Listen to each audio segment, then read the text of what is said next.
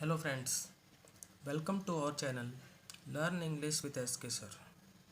Students, आज आप देख रहे हैं वीडियो में कि हम आज क्लास 7 इंग्लिश की वर्कबुक की यूनिट 1 3 क्वेश्चंस जो आपका लेसन है उसकी वर्कशीट्स को सॉल्व करेंगे। तो स्टूडेंट्स, आइए स्टार्ट करते हैं हमारा आज का video.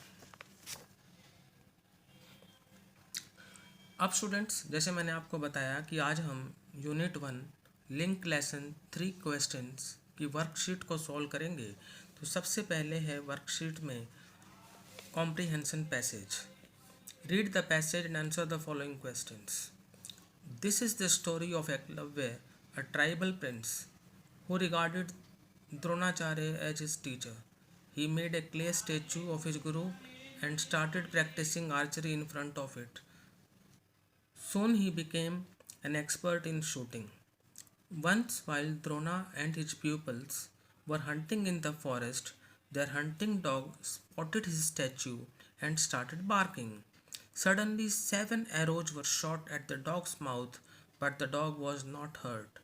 Amazed, Drona immediately learnt about this expert shooter being greater than his favorite pupil, Arjuna.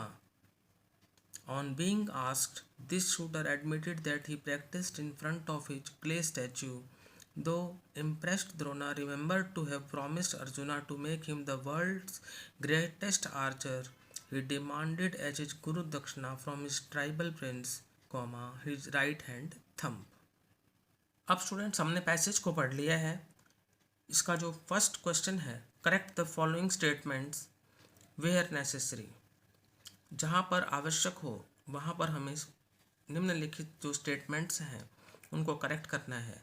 ए है, the tribal prince was Drona's favourite student. क्या ये करेक्ट है उसको या करेक्ट नहीं है? अगर ये करेक्ट नहीं है तो हमें इसको करेक्ट करना है। तो स्टूडेंट्स, इसका करेक्ट सेंटेंस होगा अर्जुना वाज द्रोणाज फेवरेट स्टूडेंट। हमने इसको करेक्ट कर दिया है। अब हम बी पर आते हैं। This student learned archery from arjuna. क्या ये करेक्ट है? नहीं स्टूडेंट्स, ये भी करेक्ट नहीं है। इसका करेक्ट होगा this student learned archery by making a clay statue of his guru Dronacharya and practising archery in front of it. अब आते हैं सी पार्ट पर। Drona shot arrows at the dog's mouth. क्या ये करेक्ट है? नहीं स्टूडेंट्स, ये भी इनकरेक्ट है। यहाँ पर होगा Eklavya shot arrows at the dog's mouth. Now question D, Drona asked for his disciples left hand thumb. क्या ये करेक्ट है? नहीं। यहाँ पर स्टूडेंट्स लेफ्ट हैंड थंब नहीं आएगा, राइट हैंड थंब आएगा। Drona asked for his disciples right hand thumb. अब इसका सेकंड क्वेश्चन पर आते हैं। पैसेज का जो सेकंड क्वेश्चन है, find words in the passage which mean the same as.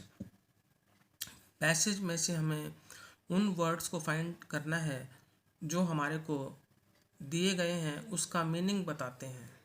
तो ए में हमें दिया हुआ है something which is made in metal, stone और clay and resembles a person. कोई ऐसी चीज़ जो मेटल से बनी हुई हो, स्टोन या क्ले से, और पर्सन को रिजेंबल करती हो, तो स्टूडेंट्स वो होता है स्टैच्यू, जिसे हम बूथ कहते हैं। तो स्टैच्यू हमें पैसेज में मिल रहा है। बी स्टूडेंट, स्टूडेंट को हम कहते हैं प्यूपल, शिष्य, तो ये भी हमें पैसेज में मिलेगा। स्किल्ड पर्सन, स्किल्ड पर्सन को हम कहते हैं एक्सपर्ट, एक्सपर्ट वर्ड हमें पैसेज में मिल रहा है। तो ए का आंसर होगा स्टैच्यू, बी का प्यूपल और सी का एक्सपर्ट। अब हम बढ़ते हैं स्टूडेंट्स अगले क्वेश्चन की तरफ, जो कि ग्रामर पोर्शन है। Change the following sentences into indirect speech. ये आपका पेज 4 है वर्कबुक का। हमें जो है सेंटेंसेस को इनडायरेक्ट स्पीच में बदलना है। डायरेक्ट इनडायरेक्ट स्पीच के आपके ये सेंटेंसेस हैं। फर्स्ट है, Soma said my father is busy in the workshop. तो आपका स्टूडेंट्स ये जो रिपोर्टेड स्पीच में है वो असर्टिव सेंटेंस है। तो सोमा सेड का सोमा सेड ही रहेगा। रिपोर्टिंग वर्ब और रिपोर्टेड स्पीच को हम दैट से जोड़ देंगे। फिर माई फादर का सोमा से हो जाएगा हर फादर, और इज को हम चेंज कर देंगे वाज में, तो इसका आंसर बनेगा Soma said that her father was busy in the workshop. Second sentence है Sonam said my pen is lost. Sonam ने कहा मेरा पेन खो गया है। तो माई पेन इज लॉस्ट भी जो है आपका असर्टिव सेंटेंस है, तो सोनम सेड ही रहेगा। रिपोर्टिंग वर्ब और रिपोर्टेड स्पीच को हम दैट से जोड़ देंगे। फिर माई पेन का सोनम से हो जाएगा हर पेन, तो इसका सेंटेंस हो जाएगा Sonam said that her pen was lost. तो इज को हमने जो है वाज में चेंज कर दिया। दोनों ही सेंटेंसेस में हमने प्रेजेंट टेंस को जो है पास्ट में चेंज किया है। थर्ड है Rajiv said my journey from Delhi is very comfortable. ये भी सेंटेंस आपका असर्टिव में है और प्रेजेंट में है, तो राजीव सेड का राजीव सेड रहेगा। रिपोर्टिंग वर्ब और रिपोर्टेड स्पीच को हम दैट से जोड़ देंगे। ये तो स्टूडेंट्स आपको पता ही होगा कि जो बात इन्वर्टेड कॉमाज में कही जाती है वो रिपोर्टेड स्पीच कहलाती है। उसके बाद माई जर्नी का हम राजीव से चेंज करेंगे क्योंकि फर्स्ट पर्सन के प्रोनाउन सब्जेक्ट से बदलते हैं, तो हिज जर्नी हो जाएगा। फ्रॉम दिल्ली इज को हम बाद में बदल देंगे और आगे वेरी कंफर्टेबल है ही, तो इसका सेंटेंस सही बनेगा Rajiv said that his journey from Delhi was very comfortable. Fourth question my mother said it is impossible for me to attend the function. तो अब माई मदर सेड का माई मदर सेड ही रहेगा।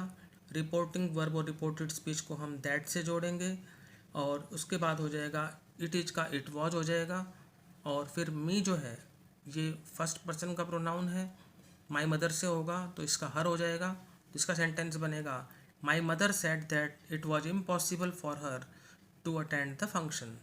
Now last sentence Ronita said I want an ice cream. Ronita ने कहा मुझे एक ice cream चाहिए।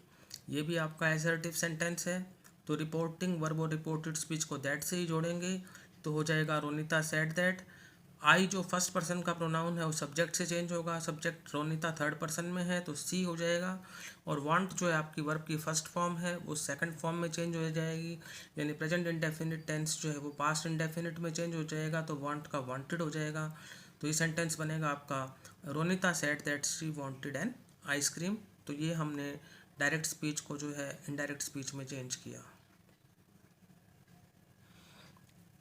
अब आगे हैं students B conditional sentences using if. Complete the following sentences using appropriate if clause. हमें निम्नलिखित वाक्यों को कंप्लीट करना है अप्रोप्रिएट इफ क्लॉज को यूज करके। तो फर्स्ट सेंटेंस है if I like it I will buy it. यदि मुझे ये अच्छा लगता है तो मैं इसे खरीदूंगा। Second sentence if it rains I will stay indoors. यदि वर्षा होती है तो मैं अंदर ठहरूंगा। Third if I had studied I would have passed. यदि मैंने पढ़ाई की होती तो मैं पास हो गया होता। तो स्टूडेंट्स मैं आपको यहाँ पर ये बता देता हूँ कि यदि इफ़ के साथ वर्ब की फर्स्ट फॉर्म हो या फर्स्ट फॉर्म के साथ SEIS हो तो will oblique shell plus verb की फर्स्ट फॉर्म का प्रयोग होता है, जो आप देख रहे हैं पहले दोनों वाक्यों में। अब यहाँ पर जो है थर्ड सेंटेंस में हैड प्लस थर्ड फॉर्म है, तो यदि हैड प्लस थर्ड फॉर्म हो तो दूसरी जगह पर would have plus third form का प्रयोग होता है। ये स्ट्रक्चर आपको याद करना होगा। If I had studied I would have passed. Had plus third form थी तो फिर would have plus third form हो गया। Fourth sentence I will not pass if I do not study hard. यहाँ पर जो है इफ़ बाद में आ रहा है, जैसे मैंने आपको बताया था कि विल प्लस वर्ब की फर्स्ट फॉर्म हो तो दूसरी जगह फर्स्ट फॉर्म होगा या do not plus first form होगा। तो यहाँ पर नेगेटिव सेंटेंस है तो इसलिए हमने इसको यहाँ पर डू नॉट का यूज किया। I will not pass if I do not study hard. मैं पास नहीं होऊंगा यदि मैं कड़ी मेहनत नहीं करता। Fifth sentence if I had a tell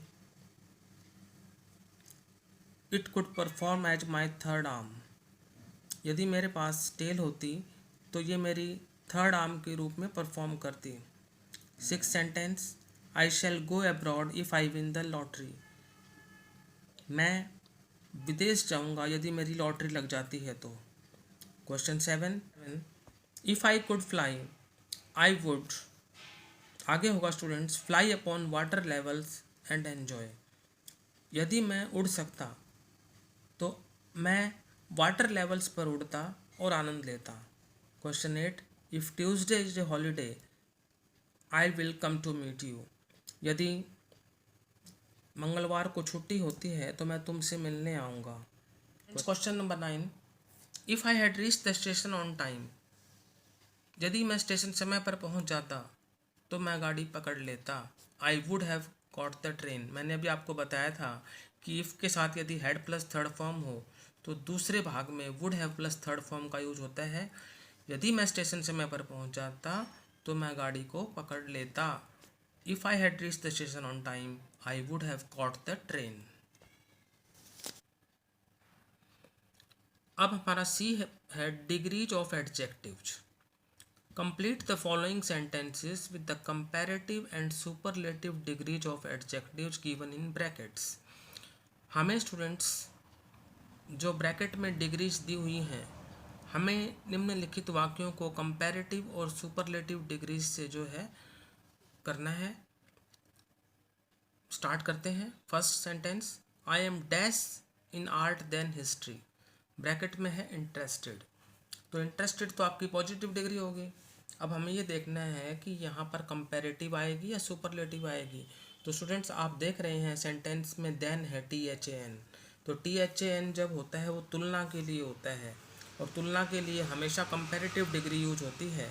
तो इंटरेस्टेड की जो कंपैरेटिव डिग्री बनेगी वो मोर इंटरेस्टेड और सुपरलेटिव बनेगी मोस्ट इंटरेस्टेड। लेकिन क्योंकि हमें कंपैरेटिव यूज करना है तो आपका आंसर होगा more interested. I am more interested in art than history. Second sentence, today is the dash day of the month. Bracket में है हॉट। हॉट आपकी पॉजिटिव डिग्री है। अब देखना है कंपैरेटिव आएगा या सुपरलेटिव आएगा। तो स्टूडेंट्स जब भी डैश से पहले द हो तो हमेशा सुपरलेटिव डिग्री का प्रयोग होता है। हॉट की जो सुपरलेटिव डिग्री होगी वो हॉटेस्ट और हॉटर होती है कंपैरेटिव। आज का जो दिन है वो महीने का सबसे गर्म दिन है। तो यहाँ पर तुलना जो है वो महीने के सभी दिनों से हो रही है, तो कंपैरिजन यहाँ पर दो के बीच में नहीं हो रहा है। तो यहाँ पर आप देखेंगे कि जब भी डैश से पहले द हो तो सुपरलेटिव डिग्री लगेगी। हॉटेस्ट आंसर होगा। Today is the hottest day of the month. Third sentence है, Geeta wants a dash car for her family. Geeta को अपने परिवार के लिए एक बड़ी कार चाहिए। तो स्टूडेंट्स यहाँ पर बिग भी सही है और बिगर भी आ सकता है। पॉजिटिव डिग्री भी का प्रयोग भी हो सकता है और कंपैरेटिव का भी हो सकता है। तो आंसर बिग या बिगर। फोर्थ है, travelling by train is dash as compare to bus. गाड़ी से यात्रा करना बस से यात्रा करने की तुलना में ज़्यादा सुविधाजनक है। तो ये यहाँ पर बात हो रही है कि ट्रैवलिंग ट्रेन से ज़्यादा सुखद है या बस से। तो यहाँ पर ट्रेन से बताया गया है कि travelling by train is more comfortable as compare to bus. तो कंफर्टेबल की जो कंपैरेटिव डिग्री होगी वो होगी मोर कंफर्टेबल और सुपरलेटिव होती है मोस्ट कंफर्टेबल। तो यहाँ पर यूज होगा कंपैरेटिव डिग्री का, तो मोर कंफर्टेबल आंसर है। फिफ्थ सेंटेंस, कीर्ति वर्क्स डैश देन इजाज। कीर्ति एजाज से बेहतर काम करती है। दो के बीच में तुलना है, कंपैरेटिव डिग्री यूज होगी। तो गुड की कंपैरेटिव डिग्री होती है बेटर और सुपरलेटिव होती है बेस्ट, लेकिन यहाँ पर कंपैरेटिव डिग्री आएगी तो बेटर आपका आंसर होगा। Six sentence, ice cream is dash than any other meal. तो स्टूडेंट्स यहाँ पर होगा कंपैरेटिव डिग्री, आंसर होगा टेस्टियर। कंपैरेटिव डिग्री टेस्ट की होगी टेस्टियर और सुपरलेटिव होती है टेस्टीएस्ट। तो मैंने जैसे ही बता रखा है कि जब भी डैश के बाद देन हो तो कंपैरेटिव डिग्री यूज होती है। तो ice cream is tastier than any other meal. Seventh sentence, steam is dash than hot water. Steam जो है गर्म पानी से ज़्यादा गर्म होती है। तो कंपैरेटिव डिग्री आएगा क्योंकि डैश के बाद देन है, तो हॉटर आपका आंसर होगा। Steam is hotter than hot water. अगला question, question number 8, she is the dash person in her family. मैंने बताया था कि डैश से पहले द हो तो सुपरलेटिव डिग्री का यूज होता है। Intelligent positive degree, more intelligent comparative degree और मोस्ट इंटेलिजेंट सुपरलेटिव डिग्री। तो यहाँ पर सुपरलेटिव डिग्री मोस्ट इंटेलिजेंट आपका करेक्ट आंसर होगा।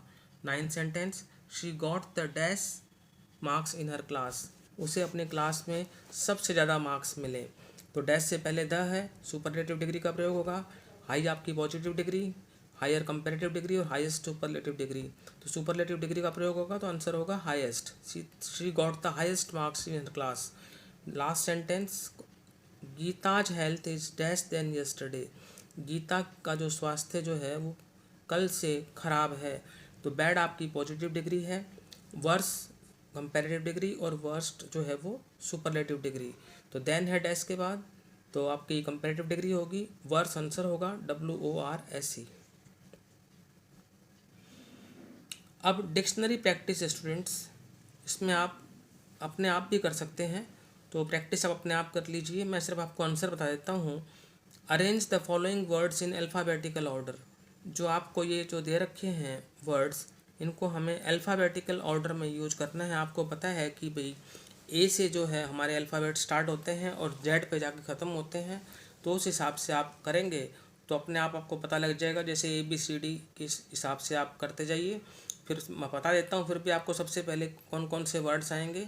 तो फर्स्ट पे आएगा स्टूडेंट्स अफेयर, सेकंड पे बेड, थर्ड पे कार्ट, फोर्थ पे डॉक्टर, फिफ्थ पे ग्राउंड, सिक्स्थ पे हर्मिट, सेवन्थ पे impossible, eighth pay kingdom, ninth messenger, 10th pleasure, 11th religion, 12th सम, 13 टाइम टेबल, 14 वाइज और 15 यस्टरडे। तो स्टूडेंट्स आज हमने class 7 English workbook unit 1 link lesson 3 questions की worksheet को सॉल्व किया। उम्मीद है कि आपको जो है ये वर्कशीट्स क्लियर होगी। यदि आपको हमारा आज का वीडियो पसंद आया तो इसे लाइक करें, शेयर करें और हमारे चैनल को सब्सक्राइब करें। Thank you.